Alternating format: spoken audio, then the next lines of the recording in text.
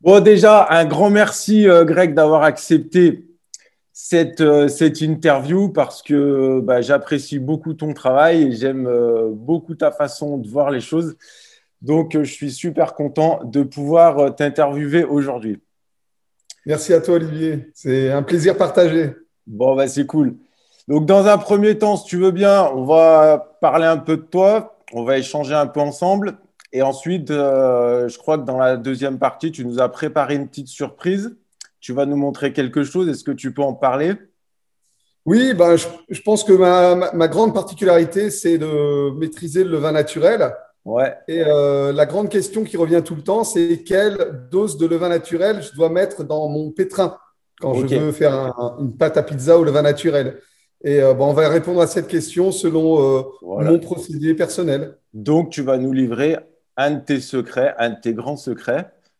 C'est ça? Ouais, ouais, Bon, ouais, même si j'ai rien inventé, hein. ouais, mais bon, c'est quand même important. Je pense que, comme tu dis, c'est une question que beaucoup se posent. Donc, si vous regardez cette vidéo, restez bien jusqu'à la fin parce que ça va être super intéressant. Donc, dans un premier temps, est-ce que tu peux te présenter, nous parler de ton activité et de ton parcours dans le monde de la pizza et plus généralement de la panification? Oui, bon, bah écoute, déjà, je suis né sous un nom patronyme assez révélateur puisque je m'appelle Brodkorn. Et Brodkorn, en flamand, ça veut dire pain de céréales. Brodkorn. Ouais, donc tu es Et du coup, j'étais un prédestiné. peu prédestiné à travailler, tu vois, la farine, le levain, etc. Je pense que j'ai eu des ancêtres qui m'ont donné de bonnes énergies. Et j'ai grandi dans une famille de commerçants, donc qui m'a poussé moi-même à devenir commerçant. Mon papa et ma maman tenaient un café à Lille, dans le Nord. Et c'est une région que j'ai jamais quittée jusqu'à il y a un an où j'ai rencontré ma compagne qui est italienne et on est parti en Italie pour transmettre un petit peu tout ce qui se passait à Napoli vers la France en termes de pizza. Alors, j'ai fait beaucoup de sport dans ma jeunesse, jusqu'à l'âge de 20 ans. J'ai fait des championnats du monde, par exemple, de canoë en course en ligne. J'ai été D'accord. plusieurs fois champion de France à 17 ans. Ah ouais, bravo. Ouais. Donc, j'ai un vécu de compétition et c'est rigolo quand on y pense parce que la pelle du canoë, tu vois, on dirait une pelle à pizza finalement. Donc, les choses sont, il n'y a pas de hasard, comme on Ouais, c'est dit. vrai, ouais. Et donc, après, j'ai quitté l'école, peut-être parce que je faisais trop de sport d'ailleurs, et j'ai commencé à faire des petits boulots jusqu'à très vite me rendre compte qu'il fallait que je m'installe à mon propre compte.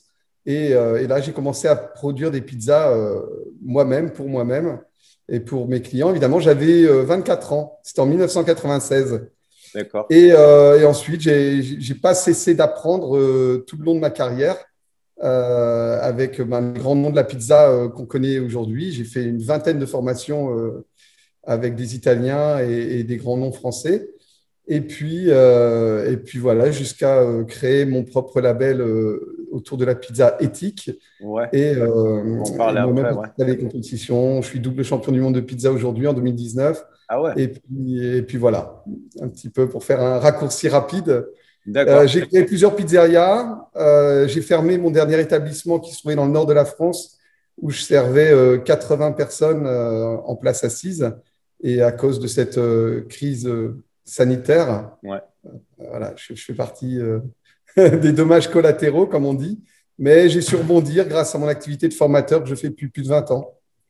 D'accord. Donc là, actuellement, tu es formateur, Alors, j'appelle ça plutôt du mentoring, c'est-à-dire que mentoring, ouais. j'accompagne les professionnels de la pizza aussi en termes d'achat et d'investissement. Alors, je réponds à toutes leurs problématiques, y compris au niveau de la pâte, mais surtout au niveau du choix du four, par exemple, en étant très présent à Naples, puisque je passe la moitié de l'année à Napoli.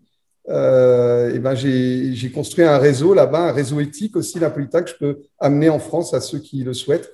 Donc, j'amène aussi les farines. On écrase des farines avec un meunier napolitain et des farines d'exception qu'on ramène aussi sur le territoire français.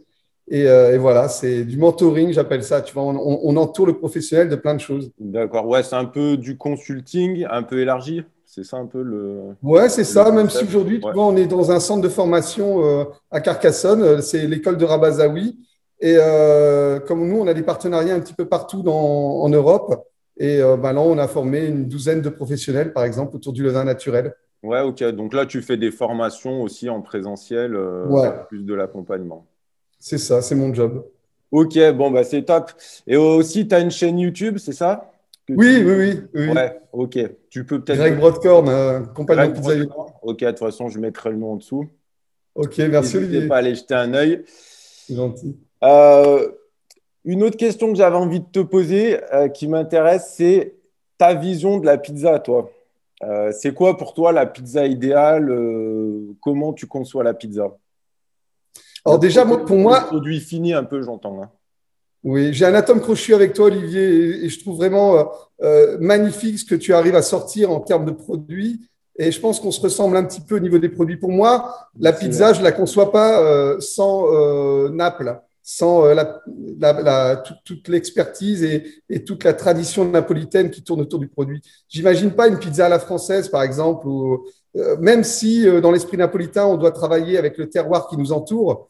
N'empêche que la pâte à pizza napolitaine, elle est très particulière, elle est très légère, très développée, alvéolée, aromatique, digeste. Ouais. Et ça, c'est pas de la pâte à pain, quoi. On peut pas imaginer, enfin, j'imagine pas aujourd'hui faire une pizza pour quelqu'un que j'aime, par exemple, sans une pâte à la napolitaine. Et aussi, surtout, une pâte éthique. Ouais. Du coup, alors éthique, je sais que c'est un terme enfin, c'est un aspect, on va dire, que tu avais envie de développer, Oui. que tu avais envie d'en parler. Donc, qu'est-ce que tu entends par l'éthique? C'est un peu, c'est quoi tes valeurs? Est-ce que tu peux nous parler un peu de ce sujet? Alors, moi, tu sais, on n'en a pas parlé, Olivier, mais j'ai une grande particularité, c'est que je suis végétalien. C'est-à-dire que je Ouais. ne mange pas de produits animaux. Et en partant de ce constat, c'est je le suis pour des raisons d'écologie, pour des raisons de bien-être animal, évidemment, et aussi pour des raisons de santé et de nutrition. Et déjà là, on a un ancrage fort en éthique quand on a dit ça. Donc, au-delà de ça, de cette grosse caractéristique que j'ai, pour moi, c'est fondamental de travailler avec des produits locaux, par exemple, ou des produits biologiques ou issus de l'agriculture raisonnée. Essayer de privilégier les petites productions, les petits producteurs locaux, les petits artisans, des gens qui font attention aux gens qui travaillent avec eux, qui ont une notion humaine, sociale qui est développée. C'est vraiment tout ça l'éthique. C'est les circuits courts, et puis, bien sûr, voilà, la nutrition autour du produit, ce qui est quand même, il faut l'avouer, souvent une grosse carence dans le produit dont on parle aujourd'hui, la pizza. On n'imagine pas une pizza diététique. Et pourtant, ça peut carrément l'être parce que si tu prends la base de marinara, par exemple, c'est 300 calories. 300 calories pour une marinara, c'est rien du tout, tu vois, par rapport à l'apport journalier. Donc, on peut se permettre de manger de la pizza régulièrement à condition qu'elle soit pensée éthique. Ouais, c'est ça. La pizza, c'est pas forcément synonyme de malbouffe, quoi. Ça peut être un produit sain, un produit de qualité, et Oui, un produit super bon. Et puis, comme tu l'as dit tout à l'heure, digeste. Et puis aussi, je pense que quand on fabrique ces pizzas, bah voilà, on peut favoriser euh, une nouvelle façon de se nourrir, une nouvelle façon de produire les choses en c'est fonction de, ça. voilà, de là où on va acheter nos produits et ce qu'on va mettre sur la pizza. Et là, je te rejoins tout à fait sur. C'est ça, tu vas mettre Ouais, 200 grammes de fromage sur une pizza, bah déjà, tu as multiplié par 3 les calories de ta pizza. Donc, peut-être un peu moins de fromage, un peu plus de légumes, travailler sur les bons gras, les vitamines. Tu vois, d'ailleurs, la pizza napolitaine, de par sa caractéristique de cuisson brutale et violente rapide. et rapide, eh ben, elle conserve tous les nutriments finalement. Tu vois, quand Ouais. tu fais passer une minute de cuisson, t'as pas perdu de vitamines. Ouais, on dégrade pas la matière qu'il y a dessus, on dégrade pas la garniture et puis on conserve un vrai goût et une texture plus agréable dans la pâte. En tout cas, Complètement, c'est aussi mon point de vue, quoi. complètement. C'est une pizza saine. Et si en plus on va utiliser une farine biologique pour faire la pâte, et en plus si on va utiliser un levain naturel pour la faire lever, alors c'est un super produit. Et, même pour ceux qui ont peur du gluten. Alors je dis les gens qui ont peur du gluten, parce qu'on ne va pas parler des allergiques, parce que là il y a un Ouais, vrai problème de santé. Il faut pas. Mais quand même tous les gens aujourd'hui qui font attention au gluten, et ils le font pour de mauvaises raisons. Et, alors que le gluten, c'est un faux problème dans la pâte à pizza. Le vrai problème se trouve dans les phytosanitaires qui sont dans les farines. Et à partir du moment où on travaille avec une farine naturelle ou biologique, ben déjà, on a effacé Ouais, le on problème. élimine une partie du problème, ouais, c'est Sur un clair. levain naturel en plus, ou une préfermentation comme tu la présentes si bien avec la biga dans tes vidéos, Ouais, et merci. déjà le gluten, c'est oublié, quoi. C'est oublié. Ouais, c'est sûr que bon, il y a la préfermentation, puis il y a la maturation, le choix de la farine, etc. Il faut qu'il y ait vraiment une cohérence dans le processus pour réduire toutes ces intolérances au gluten. Moi, j'en ai fait plusieurs fois l'expérience aussi avec des amis, tu vois, qui sont totalement intolérants au gluten. Et bon, ils ont craqué, ils ont goûté mes pizzas et ils m'ont dit, bah, c'est bon, quoi. C'est bon, c'est passé, quoi, tu vois. Donc, ça veut vraiment dire que ouais, la manière dont on travaille peut changer également les choses, quoi. C'est ça. Mm. Quand on montre du doigt le gluten, ben, on ne montre pas du doigt les produits chimiques qui sont dans les blés ou dans les Ouais, farines. ouais, c'est ça, ouais. Mm. Ok. C'est plus facile d'incriminer Mère Nature que les vendeurs de produits chimiques. Ouais, C'est plus facile. Il y a ouais, le faux faut bien défenseur. sélectionner tes produits. Ouais, moi, c'est ce que je dis tout le temps, de toute façon. C'est ça. Alors, je sais que toi, sur ton site, tu as créé une institut et un label qui s'appelle les Compagnons Pizzaiolo. Oui. Donc, j'aimerais bien aussi que tu puisses nous en parler parce que bah, moi, ça m'intéresse déjà à titre perso. Ah oui, chouette. Bah, écoute, ça serait une joie de t'avoir avec nous. Ouais, Le label Compagnon Pizzaïolo est né en 2013.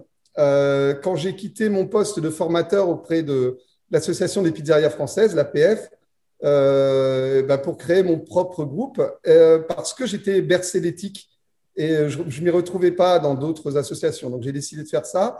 Et aujourd'hui, le label Compagnon n'est plus un label confidentiel, c'est un label qui s'ouvre à toute personne qui est dans le monde de la pizza de manière plus ou moins rapprochée. Donc, ça peut être professionnel ou futur professionnel et qui aurait envie de labelliser son programme ou son établissement, sa pizzeria, avec un label qui parle d'éthique. Donc, ça, c'est la d'accord. première chose. Quand on devient un compagnon pizzaiolo, c'est qu'on a envie de faire valoir les valeurs éthiques. Ça ne veut pas forcément dire qu'on respecte la charte qualité, mais ça veut au moins dire qu'on a envie de la respecter. Et pour nous, c'est déjà tellement bien d'avoir envie de bien faire. Mm. Ensuite, grâce au label, on rentre dans un réseau de professionnels convaincus et c'est du partage, c'est de l'échange, c'est de la progression tous ensemble. On organise des événements aussi régulièrement. Par exemple, les championnats de France de la pizza éthique, c'est nous qui l'organisons. On a organisé pendant longtemps le championnat d'Europe et la Coupe d'Europe de pizza en Belgique. Et aujourd'hui, on a des programmes avec notre réseau napolitain qui est en train de se travailler. On va probablement faire des événements à Naples. Donc, c'est un label qui a le vent en poupe, comme on dit. Alors, ça coûte 100 euros par an. Et grâce à ces 100 euros, on a accès notamment à un accompagnement online une fois par mois. Il y a une petite visio, comme tu le fais avec tes directs, autour des empattements experts. Donc là, c'est une visio qui est réservée aux membres du label. Ok, donc si on est intéressé par ça, il faut te contacter via ton site. Oui, bien sûr. Un Ok, petit donc de message toute façon, perso. je mettrai tous les liens concernant Greg dans la description de la vidéo. Donc, si, pour ceux que ça intéresse, vous pourrez aller voir ce qu'il fait, découvrir son site, sa chaîne YouTube. N'hésitez pas, c'est vraiment super intéressant. Bon, cette petite présentation étant faite, est-ce que tu veux qu'on passe maintenant à ta recette de pizza? Oui, bien sûr. Alors, on va Sauf faire si une tu veux recette de pâtes. rajouter quelque chose, je te laisse la parole, n'hésite pas. Écoute, non, peut-être pour une autre fois. C'est peut-être moi qui Ouais, ferai ton interview sur ma chaîne YouTube. pourquoi pas, avec plaisir, De toute ouais. façon, on pourra poursuivre cette discussion, mais je pense que de toute façon, on s'entend bien tous les deux et on est Ouais, amené à se croiser très, très souvent et pour ouais, bah très longtemps, écoute, je pense. ouais, On a beaucoup de respect l'un pour l'autre ouais. et je respecte beaucoup ce que tu fais. Ouais, tu aides Bah, beaucoup de gens. merci beaucoup, je suis très C'est vraiment content. chouette.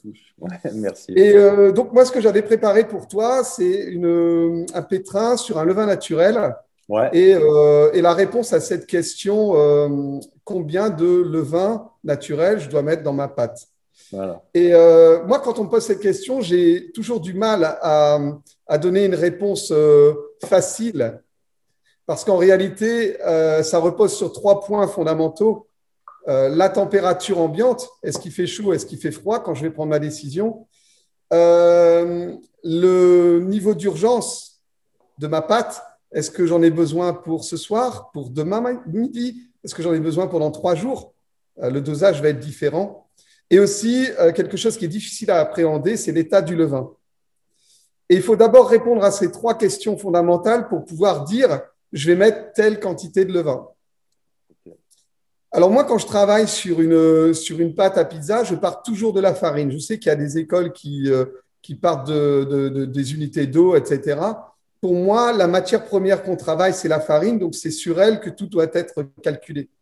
Donc on va utiliser les taux pour s'exprimer. On parle par exemple de taux d'hydratation. Là, on est sur une pâte à 65% ici, sur ce qu'on va faire aujourd'hui. La farine qu'on va utiliser, c'est un mix de meule de pierre et de farine qu'on appelle platinium, issue d'un moulin naturel à Napoli. J'ai les farines derrière moi, pour ceux que ça intéresse. À peu près 50-50 en proportion. Donc, farine napolitaine pour faire une pâte napolitaine, hein, ça fait partie du cahier des charges.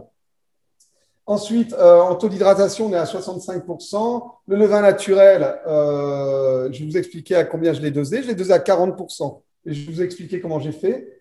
Et le sel, on va mettre 63%. Non, pardon, 63 grammes, excuse-moi. Ouais. C'est-à-dire 2,5%. Donc, tu as 2,5% du poids de la farine, hein, c'est ça? Du poids de la farine. Alors, je me suis interrogé sur la température ambiante. J'évalue une moyenne qui me permet de me positionner dans les valeurs. Cette moyenne, c'est 30, on va dire un indice de 30. Quand je décide de me mettre à 30, ça veut dire que la température est confortable. En général, autour de 22 degrés, tu vois, confortable pour moi. À 22 degrés, je me positionne à 30.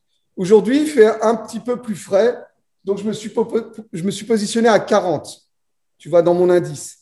Donc ça va te permettre, en fait, je m'excuse, ça va te permettre c'est pour bien comprendre, en fait, de doser ton levain. Donc, plus l'indice va élevé, plus tu vas augmenter ta quantité de levain. Exactement comme tu le fais pour la levure, puisque finalement, on parle d'un ferment, que ce soit une levure de bière ou un levain naturel, c'est les mêmes fondamentaux finalement. Quand il fait chaud, j'en mets très peu. Quand il fait froid, j'en mets plus. Donc là, il fait un peu froid dans le local. On est encore au mois de mars. On est juste au mois de mars, d'ailleurs, on vient de démarrer. Et mon indice, je l'ai positionné à 40. Tu vois, ma moyenne étant à 30, je me positionne un peu au-dessus. Et je fais la même chose concernant le degré d'urgence de ma pâte. J'en ai besoin demain. Mon indice de moyenne, c'est 30. J'en ai besoin demain. J'ai besoin d'un peu plus de levain, donc je me positionne à 40. Si j'avais 3 jours devant moi, je me serais mis à 20 en indice. Donc, cet indice, il correspond la même chose, pourcentage. Cet indice, il correspond au pourcentage de… Ouais, c'est des pourcentages, mais je parle d'indices parce que derrière, on va les cumuler, on va les diviser pour en faire une moyenne. Okay. Donc, ensuite, le 3e indice, c'est l'état du levain. Alors, je l'ai vu, je l'ai évalué. Tu sais comment on évalue un levain naturel, je ne vais pas te l'apprendre. C'est organoleptique, l'odeur, la couleur. S'il est trop blanc, il est très acide lactique. S'il est plutôt ivoire, il est plutôt dans les levures. Est-ce qu'il contient du gaz carbonique? Est-ce qu'il se dégrade vite ou est-ce qu'on a encore un filet de gluten qui le retient? Tout ça, c'est des indicateurs qui vont nous permettre d'évaluer son état. J'utilise pas de pH mètre parce que j'aime bien travailler le levain naturel à la sensation. Voilà, pour moi, tu ne vérifies pas l'acidité du levain, en fait. C'est ça. Ouais, le pH mètre qui va donner l'acidité. Si on veut un pH mètre, il faut viser 3,8 en acidité. Mais pour moi, ça n'a pas beaucoup de sens parce que quand tu parles d'acidité, tu parles d'acidité lactique ou d'acidité acétique. Tu auras toujours 3,8, mais tu ne sais pas où tu es, en fait. Ouais. Donc, je préfère me fier à ce que je vois, à mon expérience, à ma connexion avec le produit, le levain, parce que pour moi, c'est 80% de la réussite au levain naturel, c'est la connexion. Et à partir de là, on évalue. Mais on va pouvoir le faire ensemble sur le pétrissage. Donc, je l'ai évalué un petit peu acide. Okay. Et du coup, la moyenne serait 30, je me mets à 40. J'en mets un petit peu plus pour pouvoir réguler un petit peu mon pétrissage. Voilà. Donc, si je récapitule, pour la température, je me suis placé à 40. Pour le degré d'urgence, je me suis placé à 40. Et pour l'état du levain, je me suis placé à 40. 40 plus 40 plus 40, ça fait 120. Divisé par 3, j'obtiens ma moyenne 40. 40. Donc, je vais faire un levain naturel à 40%. D'accord. C'est la meilleure manière pour moi de répondre à cette question. Quelle évaluation du dosage du levain? Ok. Bon, bah, c'est bien parce qu'en fait, on fait tous des choses quelque part, mais on travaille parfois de manière différente et on appréhende les choses de manière différente. Tu vois, moi, j'avais une base de calcul qui est différente. En fait, j'ai un tableau bon, qui est fait avec des coefficients, des formules et qui me permet, en fonction du temps et de la… Bon, je te le partagerai avec plaisir. En Ouais. fonction du temps et de la température, de déterminer ton pourcentage de levain à intégrer dans ta farine. Donc, D'accord, ouais, chouette, chouette. ouais, c'est toujours intéressant de voir la manière de travailler des autres. C'est comme ça qu'on apprend.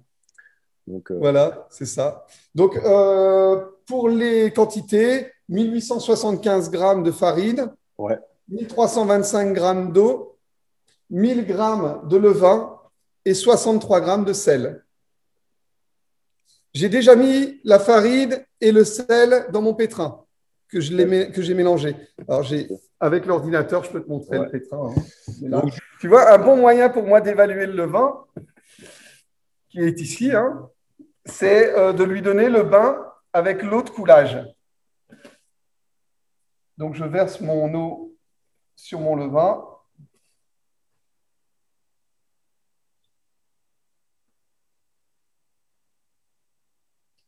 Et je vais le décrocher du bord proprement, sans le dégazer, évidemment.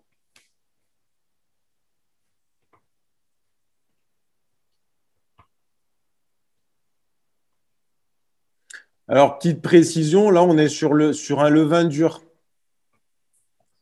Alors, on est sur un levain. Ouais, c'est un levain dur. Ouais. Donc, c'est l'équivalent de la pasta madre, quoi, en italien. Exactement. C'est ça.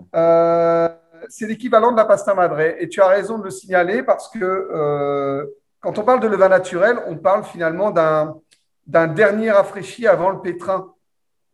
Et avant ce rafraîchi, on a deux autres mots à utiliser. C'est le levain chef qui est la souche de départ, et puis les rafraîchis qui nous emmènent jusqu'au pétrissage, qui sont les madrés en fait en Italie. Le fait que ce soit un levain dur, c'est vrai que ça se rapproche de la madré. D'accord, Donc ok. tu vois là, il y a une flottaison en fait. Hein. Le levain, il est revenu en surface. Donc ça, c'est signe qu'il est en bonne santé.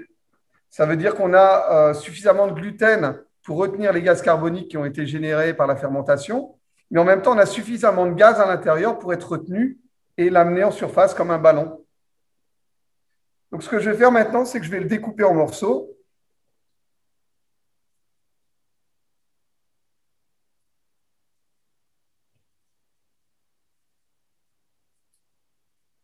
Tu vois, on voit la texture qui est quand même gluten. Hein. Ouais. Il y a du gluten, hein, on voit. Hein. Il n'est pas altéré. Hein. Donc, l'acidité est bonne. Si j'avais un levain qui se déstructurerait, alors je m'inquiéterais. Ça veut dire que l'acide lactique a trop fonctionné et il déstructure complètement la maille glutéinique. C'est d'ailleurs ça qui fait que la pâte au levain est plus digeste qu'une pâte normale. C'est cette maille glutéinique qui est complètement découpée par l'acide. Donc tu vois, finalement, mon levain, là, il est dans son bain, il est tranquille et il est prêt à être utilisé au pétrin. Hein. Juste avant de le faire partir au pétrin, évidemment, j'en récupère une partie pour repartir sur un levain pour plus tard. Donc là, je vais récupérer 30 grammes, un tout petit morceau, tu vois. Et comme ça, je pourrais continuer à avoir du levain pendant très longtemps. Et à chaque fois que je ferai un pétrissage, je fais la même opération. Je reviens sur mon pétrin. Vas-y. Bon, déjà, c'était super intéressant et instructif. Ouais. Ouais. Ah, ouais, bon, on fait. Hop, je regarde ici. Tu vois, je me place, ça sera pas mal. Donc maintenant, tu vois, je vais verser mon levain dans mon pétrin. Voilà. Avec Donc le là, coulage. pour rappel, il y a la farine et le sel, hein, c'est ça. Ouais, j'ai mis la farine, le sel. Maintenant, j'ajoute l'eau de coulage avec le levain. Et j'attends pas trop. J'envoie mon pétrin. Je l'envoie en petite vitesse.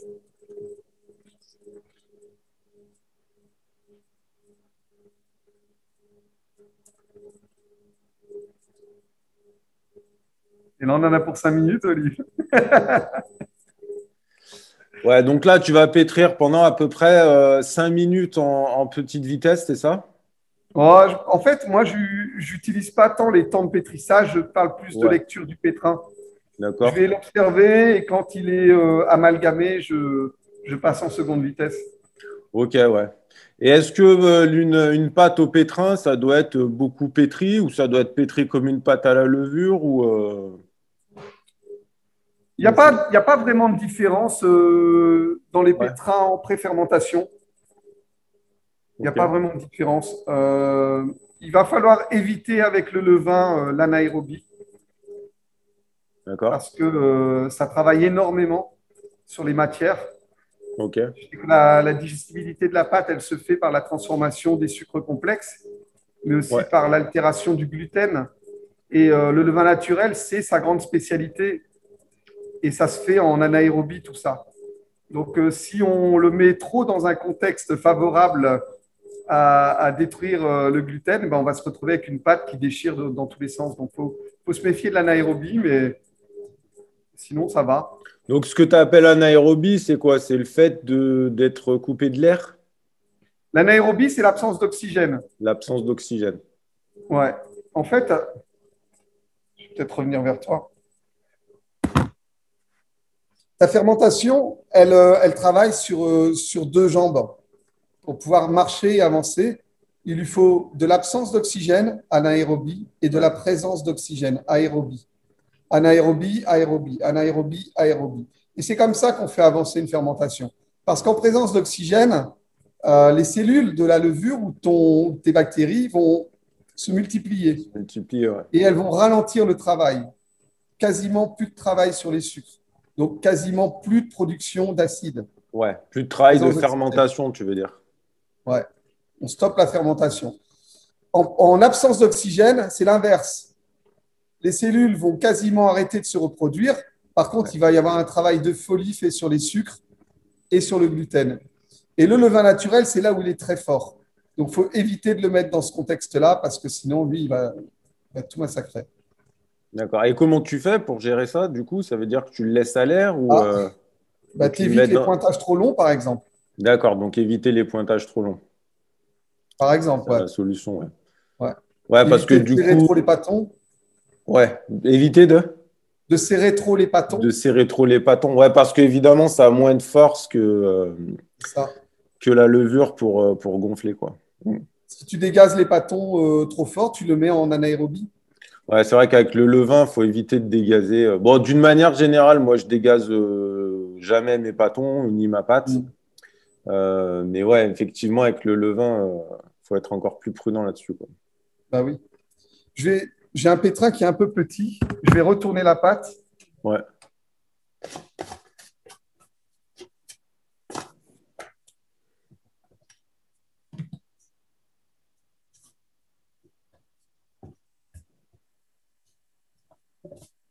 Hein, pour bien travailler sur les farines du fond, là. D'où l'intérêt d'investir dans du bon matériel. Voilà, ouais. Tu n'as pas ce genre de problème. Toi, ton pétrin de prédilection, donc tu m'expliquais, c'est un peu le pétrin à bras plongeants. Ouais, ce qu'on appelle l'artoflex, et ça imite le pétrissage à la main. Ouais, Ça a la particularité d'éviter de déchirer la pâte. d'accord. Donc, ça favorise l'assemblage des gluten longs. Ok, Et du coup, ça permet une hydratation plus forte.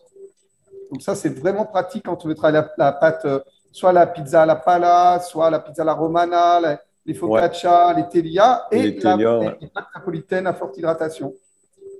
Parce qu'on peut gagner facilement 10-15% d'hydratation sans modifier la texture de la pâte. D'accord, donc juste le fait d'avoir un bon pétrin, ça peut permettre d'être plus à l'aise avec les hautes hydratations. C'est incroyable ce que peut te permettre un bon pétrin. Tu peux être limité, par exemple, si tu veux faire une très forte hydratation, tu dis je vais monter à 110, 120% d'eau, tu peux le faire avec un bon pétrin.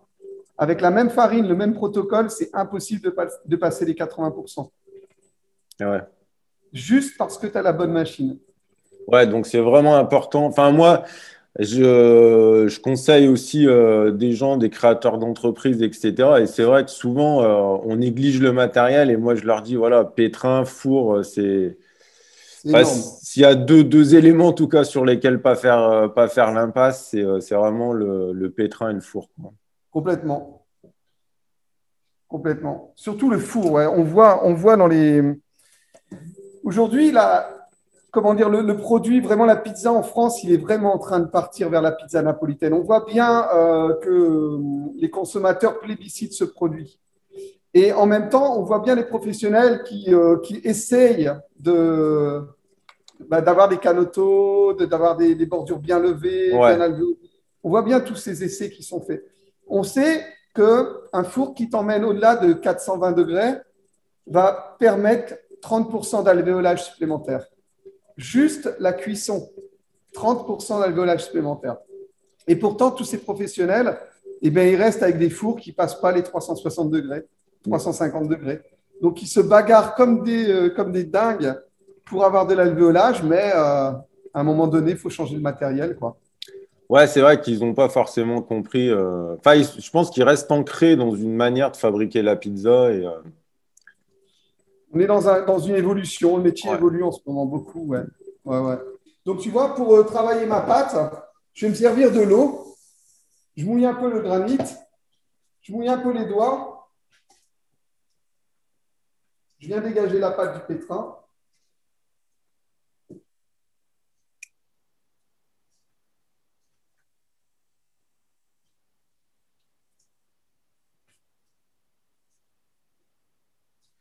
Donc là, petite question, tu n'utilises pas d'huile dans ta pâte? Jamais. Moi non plus. Même pas pour la pizza classique. Ouais. Ah, Un peu dans la teglia, beaucoup dans la focaccia, mais jamais dans la pizza classique. C'est pas utile. Voire même, ça accélère les cuissons. On cuit déjà tellement vite.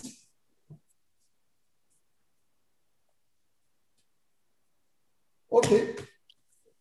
Donc, ce geste-là, hein, tu le connais maintenant. Hein.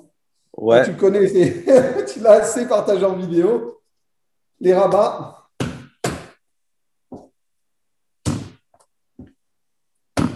OK. Et là, je boule bien.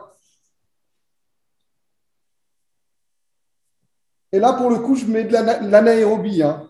Je vais serrer pour que mes gluten s'assemblent. Et je vais répéter ça 3, 4 fois jusqu'à ce que ma texture soit parfaite. Enfin, j'invite les gens qui nous regardent là à revenir sur tes vidéos parce que tu expliques tellement bien. Donc ouais, juste pour, bah, sauf si tu veux rajouter des choses, mais globalement, là, tu vas donc faire des rabats bon, jusqu'à avoir une texture de pâte idéale. Oui, c'est ça. Toutes C'est les cinq ça? minutes, je vais faire 2 séries de rabats 5 minutes, et ok. puis 2, 3 fois. Ok. Et ensuite, je vais diviser ma pâte parce que c'est du levain naturel. On ne veut pas de trop long pointage.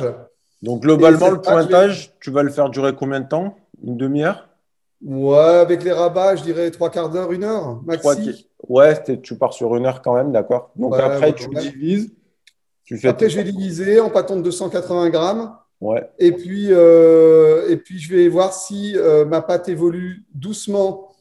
Et ben, je vais laisser à température ambiante, même toute la nuit peut-être. d'accord. Et si la pâte évolue très vite, ben, je ferai un blocage au froid en température contrôlée. Ok, ouais, donc c'est vraiment avec l'expérience au jugé que tu vas déterminer Voilà, c'est ça. le temps de pouce derrière. C'est ça. Mais finalement, on a toujours les trois mêmes critères, c'est-à-dire la température ambiante, le degré d'urgence et l'état du levain. Voilà, c'est C'est ça. toujours les mêmes critères qui vont dicter notre chemin. Ouais. Et aussi le choix de la farine, quoi, qui est Fondamental. important, ouais, qui est… Farine napolitaine. Là, on a travaillé sur un W aux alentours de 320 D'accord? avec une meule de pierre, comme je t'expliquais au début. Farine Ouais, naturelle, ok. c'est-à-dire agriculture raisonnée au champ et moulin biologique.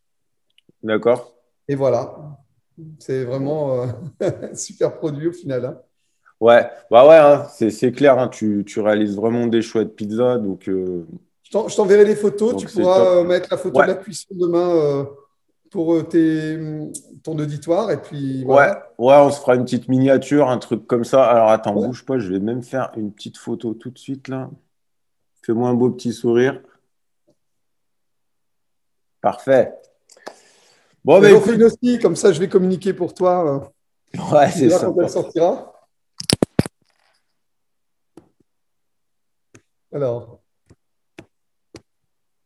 merde, oui, c'est ça. Attends, c'est pas fini. Tu arrives à faire un screenshot comme ça, toi? Ouais, t'y es Ok. arrivé? Ouais, ça y est. C'est bon? Ouais. Ok. Bon, bah écoute, si moi j'ai passé un super moment en ta compagnie, j'ai trouvé que c'était hyper intéressant. Bah, je te remercie vraiment pour cette interview, pour ta sympathie et ton partage. Merci, Olivier. Ouais, comme tu l'as dit, j'espère que bah on va continuer, on va faire un bout de chemin ensemble parce que C'est moi sûr.